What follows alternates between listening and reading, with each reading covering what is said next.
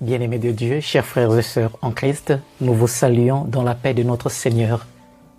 Devant vous, justement, pour faire un petit partage autour des textes bibliques qui nous sont proposés ce 6e dimanche de Pâques. La première lecture nous vient du livre des Actes des Apôtres, le chapitre 8, les versets 5 à 8, puis les versets 14 à 17. Pour la méditation, nous avons le psaume 65.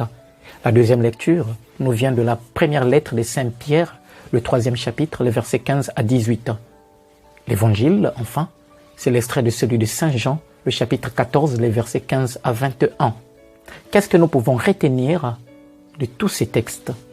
Deux petites questions me viennent à l'esprit et c'est autour de ces questions que nous voulons humblement orienter notre petite méditation.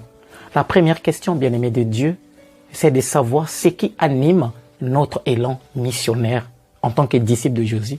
Qu'est-ce qui nous anime aujourd'hui? La deuxième question, comment rendre compte de l'espérance qui est en nous? En d'autres mots, comment effectivement défendre sa foi s'il arrive, n'est-ce pas, qu'on nous interroge? Revenons sur la première question. Qu'est-ce qui anime mon élan missionnaire de disciple ou de missionnaire de Jésus? Dans l'évangile d'aujourd'hui, nous voyons Jésus qui rassure ses apôtres. C'est le contexte des adieux. Il part, il sera crucifié. Mais il rassure ses apôtres qu'il sera toujours là grâce à la présence, n'est-ce pas, de son esprit. Je prierai le Père qui enverrait l'esprit défenseur qui sera là avec vous, toujours avec vous. Jésus rassure. Mais notons en passant qu'au début du verset 15, Jésus dit, « Si vous m'aimiez, si vous gardiez mes commandements, je prierai le Père. » Autrement dit, l'amour pour Jésus, l'amour pour les commandements ouvre le chemin à l'Esprit Saint. Comme pour dire, nous recevons l'Esprit grâce à l'amour que nous aurions pour Christ, mais aussi pour ses commandements. Aimer Jésus, c'est vivre selon ses commandements. C'est le même esprit d'ailleurs que nous retrouvons dans la première communauté chrétienne et qui anime d'ailleurs cette communauté. Si bien que après la mort d'Étienne, que nous retrouvons dans le chapitre 7 du livre des Actes des Apôtres, il y a eu une vague de persécutions. Les disciples vont se retrouver un peu partout à gauche et à droite, si bien qu'aujourd'hui, nous retrouvons Philippe en train de fuir, mais qui se retrouve en Samarie. Et là, il annonce la parole de Dieu. Philippe, investi de l'esprit, mais aussi du sens de communion et de la communauté. Pourquoi nous le disons? Revenons sur Actes des Apôtres, le même livre, le chapitre 6. C'est d'ailleurs sur ces chapitres que nous avions eu à faire un partage le dimanche passé. Il y a eu un problème qui avait éclaté, n'est-ce pas?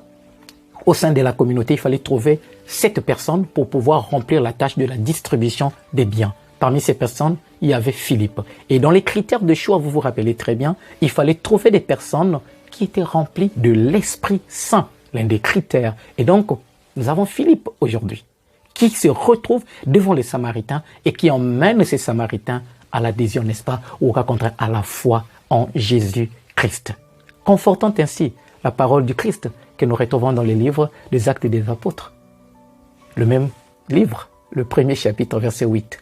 Avant que Jésus ne s'en aille vers son Père, l'Ascension, qu'est-ce qu'il dira à ses disciples? Vous serez mes témoins, Jérusalem, Galilée, Samarie, jusqu'aux extrémités de la terre. L'Esprit, quand il nous investit, alors la parole est annoncée. Nous avons dit que Philippe est une personne, n'est-ce pas, de communion. Regardez, une fois qu'il arrive à Samarie, et là, quand il est en train, n'est-ce pas, de faire sa prédication, les gens adhèrent, si bien qu'il les baptise. Mais à la fin, on nous fait comprendre que les disciples, Pierre et Jean en l'occurrence, vont le rejoindre parce qu'il a probablement envoyé le message à la communauté mère à Jérusalem pour que cette communauté vienne voir ce qui se passe, n'est-ce pas, dans cette ville, n'est-ce pas, ou sur cette terre samaritaine. Et les disciples, quand ils arrivent, qu'est-ce qu'ils font? Eh bien, ils imposent alors les mains et l'Esprit Saint est transmis. Communion. Philippe n'a pas fait tout seul. Philippe ne s'est pas détaché, n'est-ce pas, de l'église, de la communion qui doit exister au niveau de l'église pour aller faire effectivement sa cuisine à part. Non, il est resté dans cette union, il est resté dans cette communion. La deuxième question nous invite à nous interroger sur comment rendre compte de l'espérance qui nous habite, comment rendre raison de notre foi, défendre notre foi s'il arrivait, n'est-ce pas, qu'on puisse être interrogé là-dessus. Rendre compte de sa foi, c'est faire connaître au monde l'Esprit de Jésus qui nous habite. Je l'ai dit en m'appuyant tout simplement sur l'évangile d'aujourd'hui, en l'occurrence les versets 16 et 17, où Jésus dit, vous allez recevoir l'Esprit Saint, le défenseur. Vous les connaissez, mais le monde ne le connaît pas. Disciples du Christ, nous connaissons donc l'Esprit de Dieu, mais le monde non. Et donc c'est à nous de témoigner de la beauté de cet Esprit qui nous habite. Comment rendre compte alors de sa foi et de cet Esprit qui nous habite? Je crois que la réponse peut nous venir de Saint Pierre, dans la deuxième lecture de ce jour, 1 Pierre 3, 15 à 18. Saint Pierre nous livre 3 éléments sur lesquels nous pouvons nous appuyer pour rendre compte de l'espérance qui est en nous, rendre compte de la raison de notre foi, ou si vous voulez, entre griffes, défendre notre foi. Premier élément, Saint Pierre nous dit, honorez dans votre cœur la sainteté du Seigneur, le Christ. Honorer dans votre cœur. Rendre compte de sa foi, c'est honorer dans notre cœur la sainteté de Dieu. La prière, la méditation, le contact et l'intimité avec le Christ. Il n'est pas question de parler, de se présenter, n'est-ce pas, sur une place publique, de crier, attirer l'attention pour qu'effectivement les gens croient que nous sommes en train de rendre compte de notre foi. Il n'est pas d'abord question de ça, il est question de la prière, d'une vie intérieure. 2. Ayez une conscience droite. Une conscience droite. Le témoignage de vie. Là encore, il n'est pas question de parler. Il est question de témoigner. Défendre ou rendre compte de l'espérance qui est en nous, de notre foi, de la foi qui nous habite. C'est être donc capable, non seulement d'être dans l'intimité, n'est-ce pas, la prière, mais un témoin, témoigner. Ça me fait penser à une parole de Jésus-Christ dans l'évangile selon saint Matthieu, le chapitre 5, le verset 16. Que votre lumière brille aux yeux des hommes, pour qu'en voyant vos bonnes actions, ils rendent gloire à votre Père qui est aux cieux. En voyant vos actions, le témoignage invite les gens à voir qu'effectivement, nous sommes habités par l'Esprit de Jésus, l'Esprit Saint. Saint Paul, Saint Pierre, autant pour moi, le dit très bien, puisqu'à la fin, il ajoute votre manière d'être, c'est-à-dire votre conscience droite, fera de telle sorte que vos adversaires puissent fuir, n'est-ce pas, de honte. Le témoignage parle plus que les mots. Paul VI, dans Evangelii Nunciandi, le dira très bien. Notre monde n'a plus besoin de maîtres. Ce que notre monde a besoin, ce sont des témoins.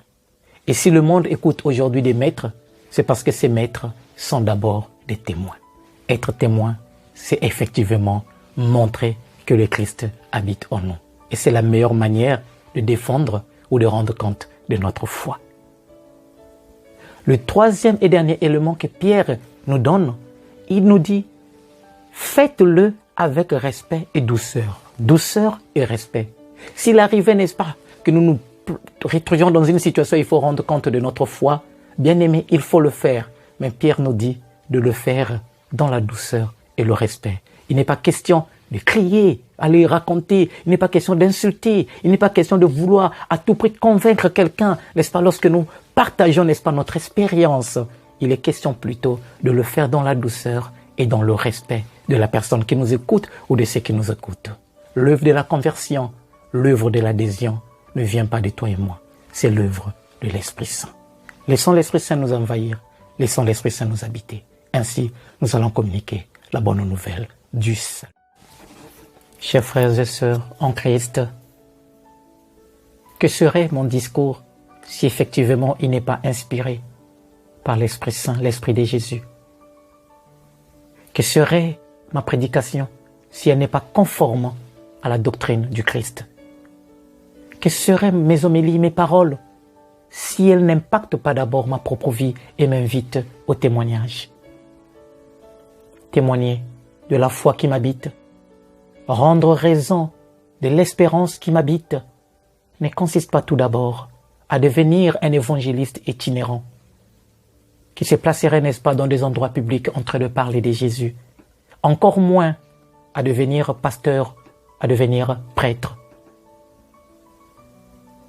Cela ne consiste pas non plus à s'octroyer soi-même le titre d'évêque, de patriarche, d'ancien, de prophète.